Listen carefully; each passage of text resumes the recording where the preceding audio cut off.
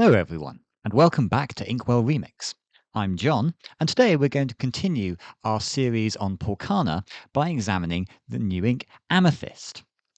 Now, plenty of people are going to be thinking, but hang on, how can I possibly play Amethyst in Poorcana? I don't get to play Genie Making a Wish. I don't get Dumbo, Ninth Wonder of the Universe. I can't have Elsa, Fifth Spirit. I can't play Demona, Scourge of the Wyvern Clan. What's the point in playing it without all those amazing cards? Well, I'm going to tell you that actually, even without those absolute bombs, and that's before we even mention the Cheshire Cat, there are still a load of really good cards in Amethyst. Enough that we can make not one, not two, but three really solid Poorcana decks that I think would be well worth playing. So come with me and let's see what Amethyst can still do even without the big scary rares. First deck I want to show you all is a classic. Hyper Aggro Amber Amethyst has been around since set 1, and in Poorcana it gets far more interesting because we don't have to worry about all those horrible board wipes, for example. Also, one big thing that makes this deck really strong is that Amber has a couple of absolute bombs at uncommon thanks to Winterspell, and they form a major part of this deck. So let's have a look at what we've got. First of all, you can see it's a classic aggro deck. We have 12 1-drops, a mighty 32 drops, 15 3-drops, and barely 4 4-drops. And it probably won't take much skill to guess that the main reason for that is Nani Stage Manager. She is one of those two cards I mentioned that are absolutely critical to this deck. So Nani is a 3/3 for 3 inkable, but most importantly, when you play this character, look at the top 4 cards of your deck. You may reveal a character card that costs 2 or less and put it into your hand. Put the rest in the bottom of your deck in any order. Now we note that we have 42 cards worth 2 or less, and of those, the vast majority are characters, 29 characters. So just under half of this deck is a 2-cost or less character. So Nani, when she comes down, is going to have a wonderful chance of finding you something useful. But I'm getting ahead of myself. Let's start at the beginning and have a look at all those 1 and 2 drops that Nani is going to be looking for. So we start with Elenwy, Princess of Lear, a solid 2/1 with support. She does a jolly good job. Her blue counterpart Basil is a staple of every Poorcana deck I make in Sapphire, and Elenwy I think is a really solid card, well worth playing. So that if you really do need to challenge, Elenwy can make sure that one of your small characters can trade up quite nicely. We also have the classic Diablo Obedient Raven. He comes down, he quests, he gets banished, but he replaces himself later on. So a nice aggressive card, and your opponent has to decide, are they going to take him out early and give you a card in exchange for not getting too much lore, or do they let him quest and hope that the lore he gains is less important than the card they might give you later on? It's a nice difficulty to give an opponent. Then we have 4 copies of Miko, Skittish Scrounger. New card from Winterspell, 1/1 with evasive and 2 lore. That's an awful lot to like, but it's balanced by his bottomless pit ability. At the end of your turn, if this character is exerted, choose and discard a card or banish him. The thing I like about that is that it is an awe ability. So if you really want your hand, you can just say, right, Miko's got himself 2 lore and he's done.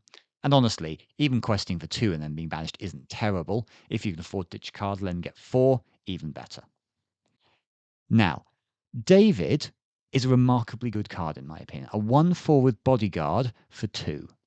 Bodyguards aren't always the best things, but sometimes you just need someone who's going to take a hit, particularly because Nani can search him up, and then you slap him down at the front, and he just makes sure that 1 or 2 of your opponent's big hits have to go through him first.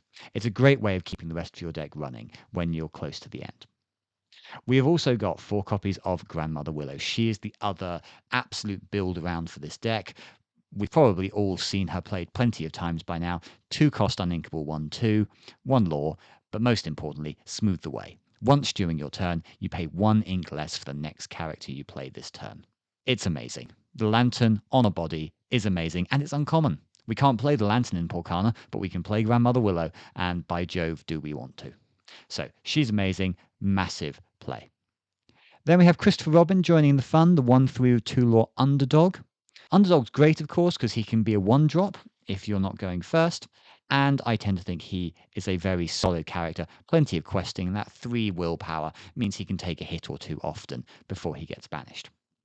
Now, those are all the 4s of, but you'll notice I've still got 4 other characters I haven't mentioned yet in much smaller numbers.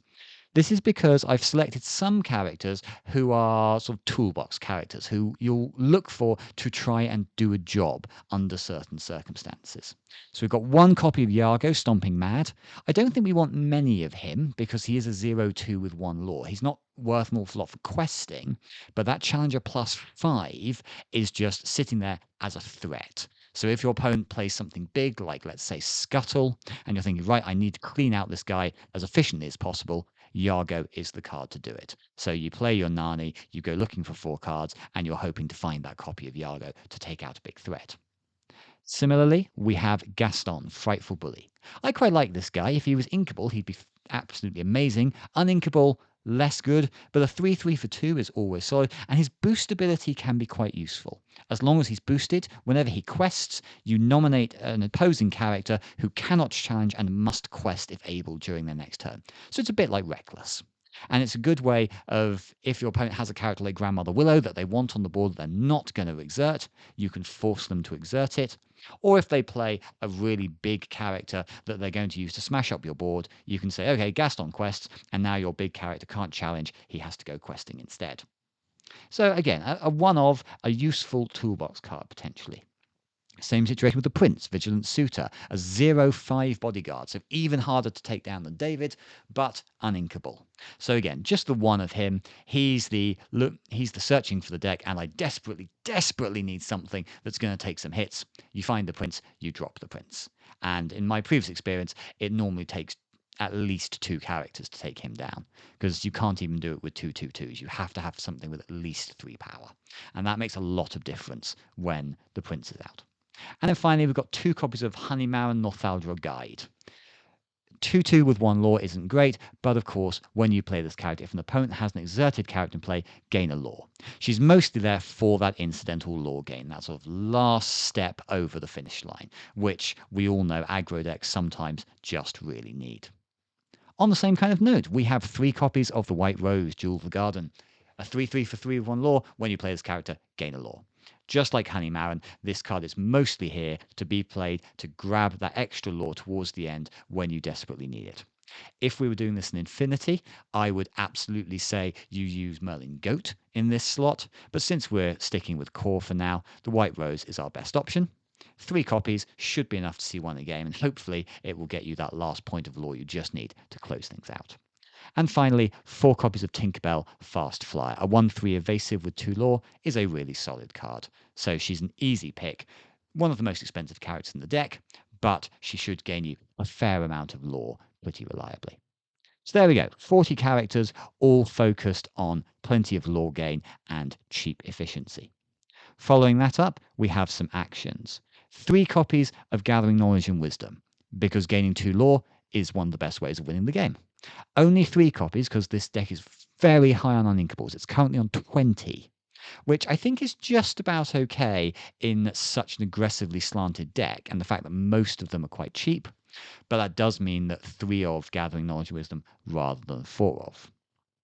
Same kind of reason behind Wisdom of the Willow. This is the most expensive card in the deck, and it's quite good, but I could consider maybe dropping 1 or 2 more. For uninkable action, for the rest of this turn, whenever one of your characters quests, you may draw a card.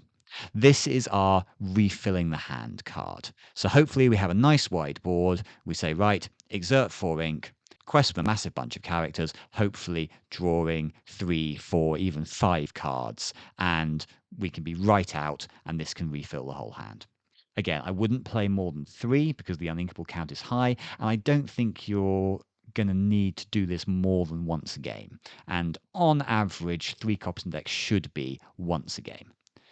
So I think 3 copies is good here. Possibly drop down to 2 if the uninkable count is a little bit too high for you. Speaking of uninkables, we're playing 4 copies of This Is My Family. 2 uninkable song, but gains a lore and draws a card. These are two things we desperately want to do with an aggro deck. We need the cards to keep running so that we can keep questing, keep winning the game, and of course we need lore to win the game. So the fact this My Family does both, I think, is really powerful. And of course we have a huge number of 2-drops who can potentially sing this for free, which means the uninkable cost isn't as bad. Finally, we've got 2 copies of the Amethyst Chromacon and 4 copies of the Junior Woodchuck Guidebook. These two are another set of card draw options. I'm not a huge fan of the Chromacon because I don't like giving my opponent cards as well, but it could be quite good, for example, if you play Miko, because you can go turn 1 Miko Skittish Scrounger, and then if you follow that up with a turn 2 Chromacon, then effectively you're not losing out on cards. Miko can quest, you activate the Chromacon to draw a card, and then discard one to Miko at the end of turn. You're keeping Miko in and you're not behind on cards. Yes, you're putting your opponent ahead, but hopefully you're going to win the game before that matters. As I said, I'm not a huge fan of it, which is why we're only playing 2 and we're playing 4 copies of the guidebook, because the guidebook is just pure card advantage to us. So that's how I come down. It may be that your mileage will vary. You think perhaps we should play more Chromacon, less guidebook. That, of course, is entirely up to you. But here's our first Amethyst deck. As you can see, I've spent a lot of time talking about the amber cards because Nani and Grandmother Willow are just crazy, but we can see most of the deck is in fact Amethyst. Amethyst provides lots of card draw, lots of lore gain, and a few useful toolbox cards like Yargo that will help us to get out of certain sticky situations. So that's deck 1, a classic hyper aggro deck. I'd be very interested to hear how this one does in competitive play. Moving on then.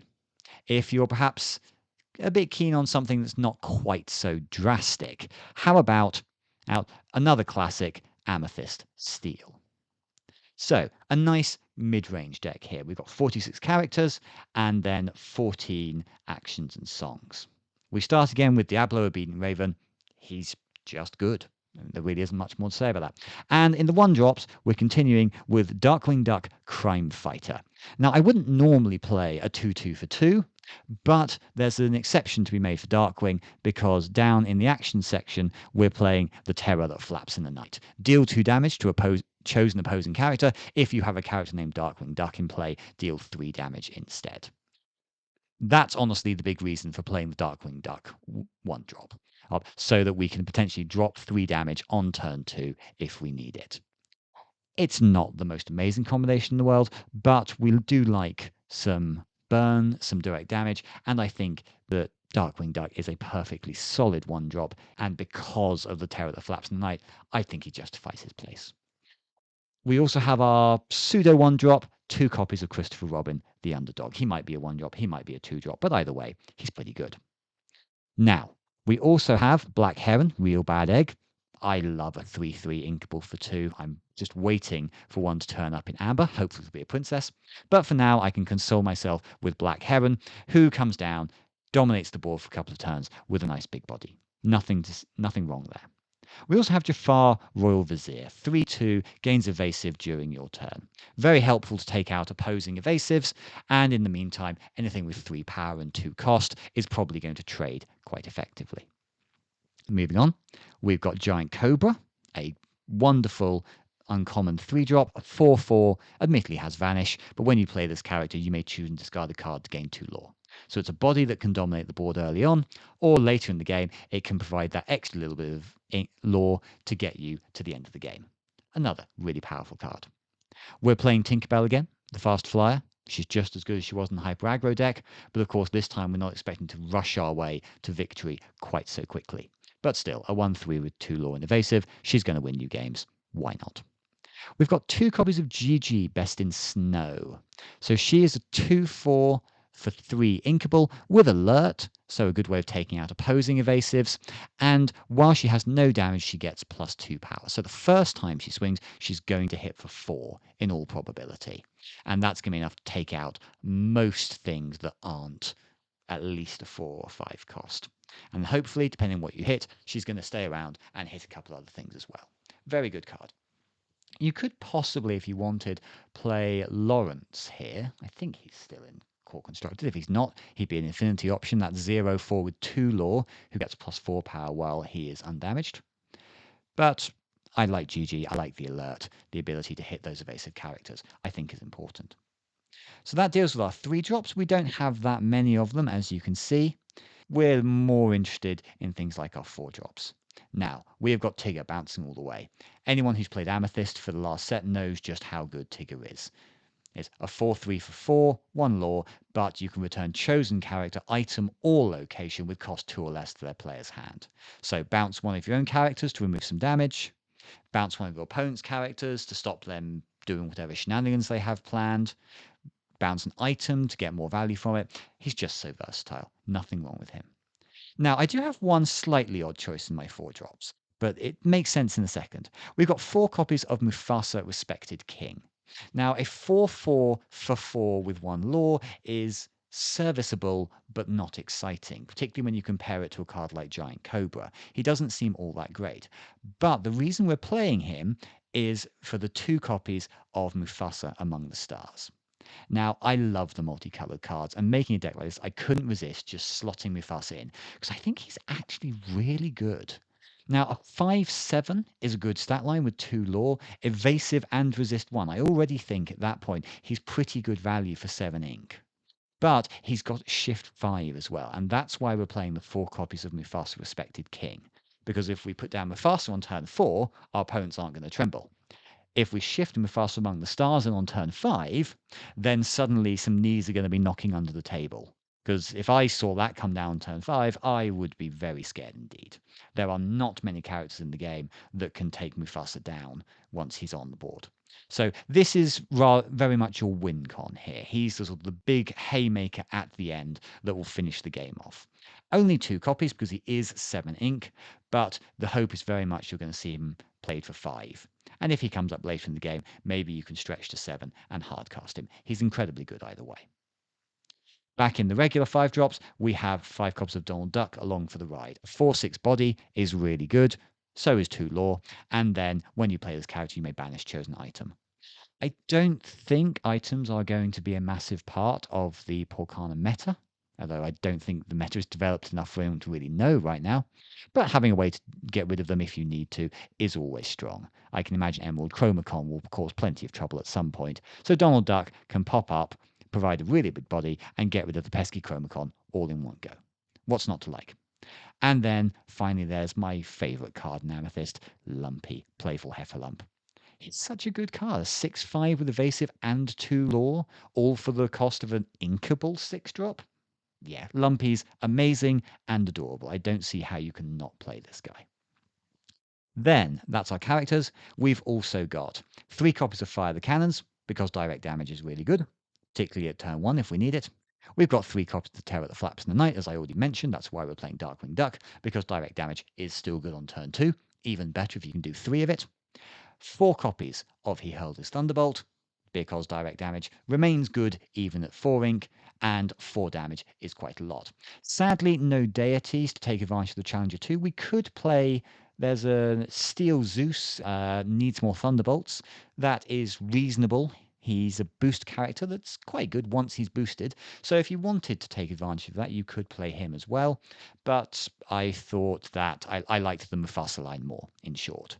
If you wanted to go that way and play Zeus, I'd consider dropping the Mufasa Respected Kings and maybe Mufasa Among the Stars to free up space. But 4 damage off a song is always good. And then finally, 4 copies again of the Junior Woodchuck Guidebook. Drawing cards is the most powerful thing you can do in Lorcana.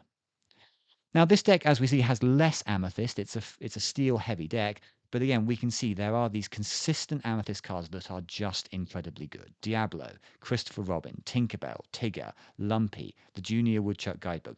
All incredibly solid cards no matter what deck you're playing. And then the goodness of things like Mufasa and Giant Cobra make this deck, I think, a very, very solid deck. I think sometimes it will lose in spectacular fashion, but I would also say I think this deck, perhaps more than any other Poorcana deck I've built, will always be competitive against just about everything. There's always going to be a chance you can come out on top. Right, so we've had our hyper aggro, we've had our mid-range, and finally we have our control deck. So, Poorcana control over here on the right. We're going back to the classics, we're going Blurple. And yes, we don't have Demona, we don't have Hades' Infernal Schema, but I think it can still work. So, first of all, we have our one drop, Basil Practice Detective. I mentioned Elenwe earlier. This is the Sapphire version. Basil's a 2-1 with support and 1 lore. He buffs your other characters, makes them win challenges they wouldn't otherwise win. He's excellent. We're playing, in the 2 drops, 4 copies of the Blue Fairy. As I've said, I have a weakness for the multicolour cards, and I think the Blue Fairy is actually quite good. She's very versatile. 2-2 with 1 lore. Support, I like for the same reasons I like Basil. And she's also evasive. So if need be, she can tackle a character by herself. And she's very likely to be able to quest easily, pass on that support, and survive for another turn. So she's very good. We're playing 4 copies of Christopher Robin. We only have the one drop character, but of course Christopher Robin is a 1-drop character half the time, so I think he helps fill in that position, and he remains just as good as he is in every other Amethyst deck. A 1-3 with 2 lore is nothing to be sniffed at. Then we get on to our classic Sapphire parts. We, of course, are playing Tipo Growing Sun because acceleration is the best thing you can do.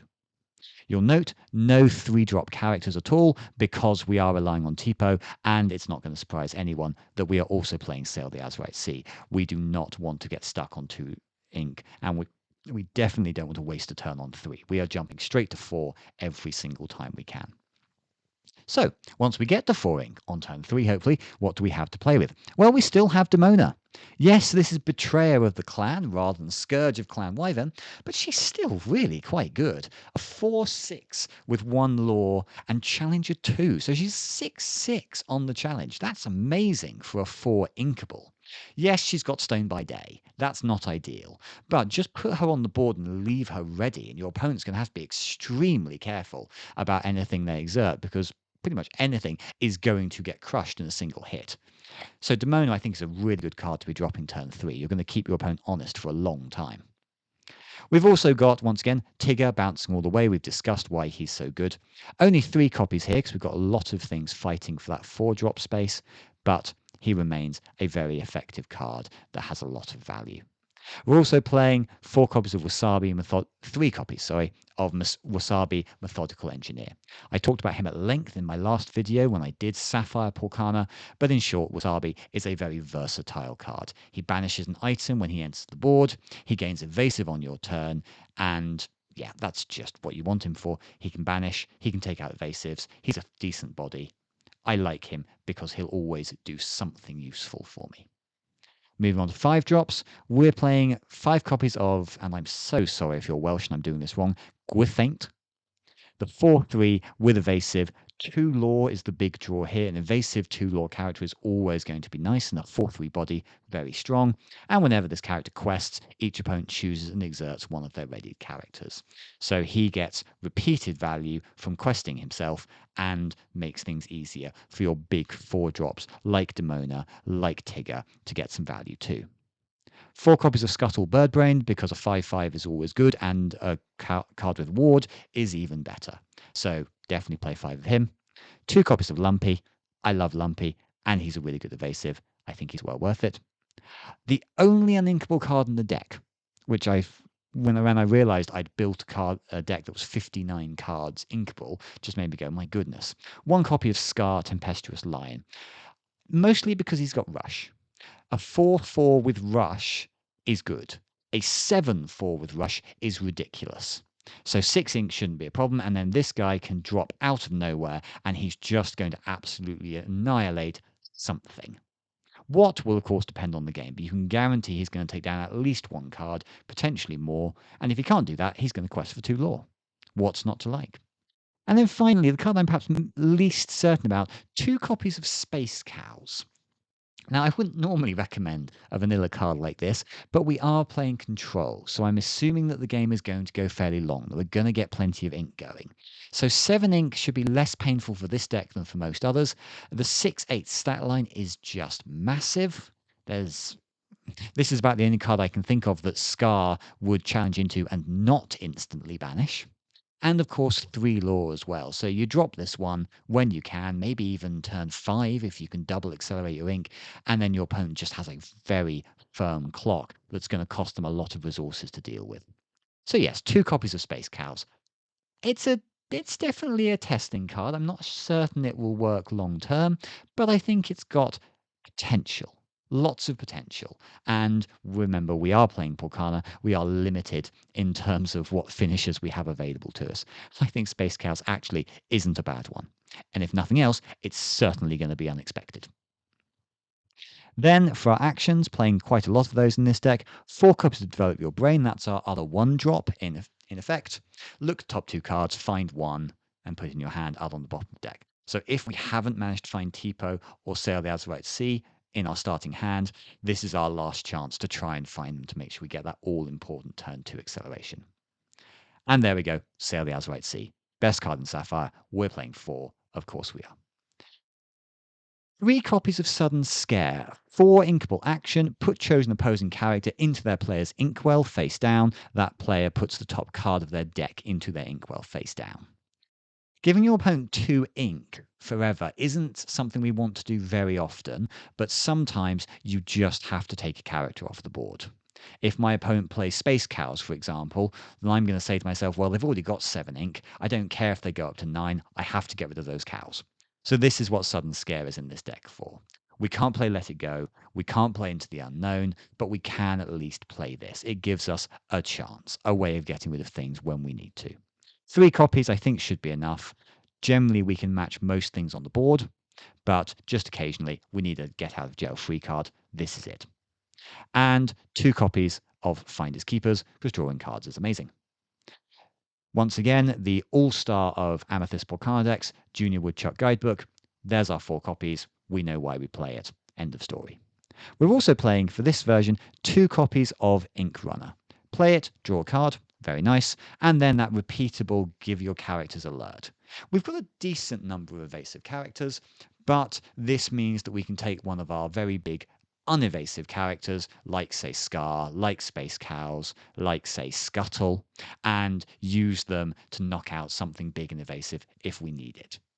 2 copies, we won't need it every game, but it should be useful when we have it.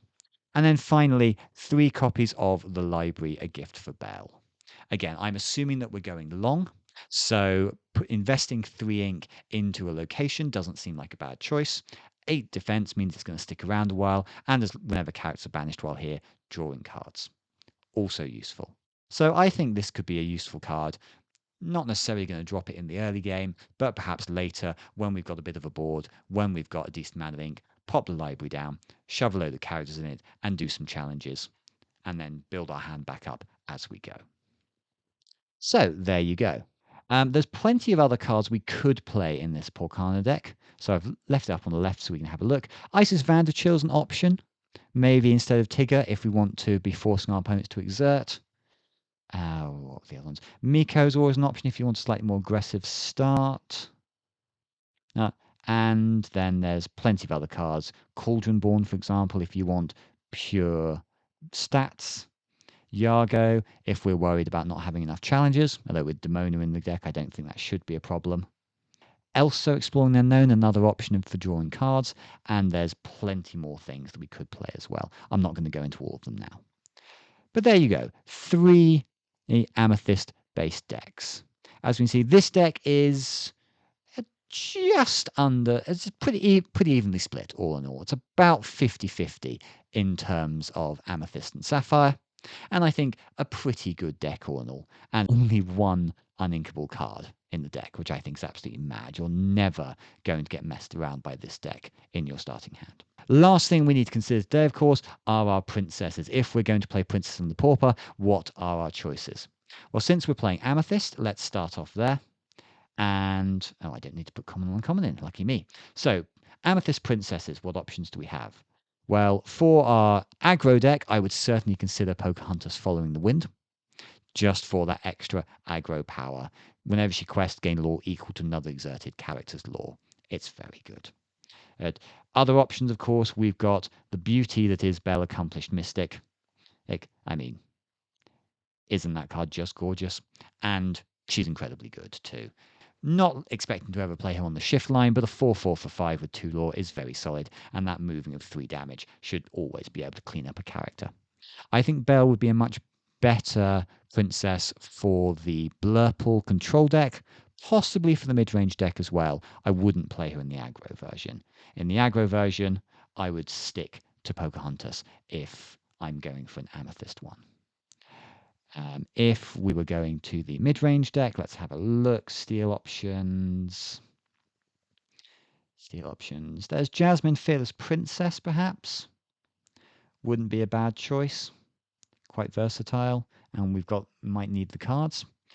Probably your best bet, though, is going to be Namari's Single-Minded Rival, a 0/5 with 2 lore, and she gets more and more powerful for every card in your discard and lets you draw discard when you play her and at the start of every turn. So you get to see 2 cards a turn and keep one of them. That's never going to be a bad thing, I don't think.